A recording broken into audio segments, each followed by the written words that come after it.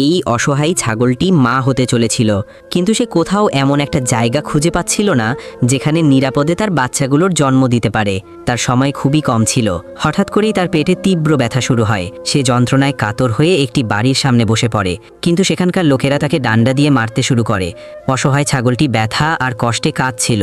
বাধ্য হয়ে সে গ্রাম ছেড়ে দেয় এবং এমন এক জায়গার উদ্দেশ্যে রওনা হয় যেখানে কোনো মানুষ থাকে না, শুধু ভয়ঙ্কর সব বন্যজন্তু থাকে। ছাগলটি উঁচু পাহাড়ের চূড়ায় একটি ছোট্ট ঘর বানায়। সেখানেই সে জন্ম দেয় ছোট ছোট বাচ্চাদের, কিন্তু সন্তান জন্ম দেওয়ার পর সে খুবই দুর্বল হয়ে পড়ে।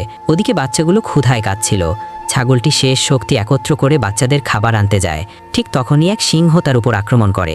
ওদিকে মা যখন ফিরে আসে না, ক্ষুধায় কাতর ছোট ছোট ছানাগুলো মাকে খুঁজতে বের হয়। শেষমেশ তারা মায়ের মৃতদেহ খুঁজে পায়। নিরীহ বাচ্চাগুলো কাঁদতে কাঁদতে বলে, মা উঠো না, আমরা তো এখনো কিছু খাইনি। কিন্তু মা আর কখনোই উঠবে না। ছানাগুলো ফুপিয়ে ফুপিয়ে কাঁদতে থাকে, কিন্তু এখন আর কিছুই করার নেই। তবে আপনি চাইলে এই মায়ের জন্য একটা লাইক আর সাবস্ক্রাইব করতে পারেন।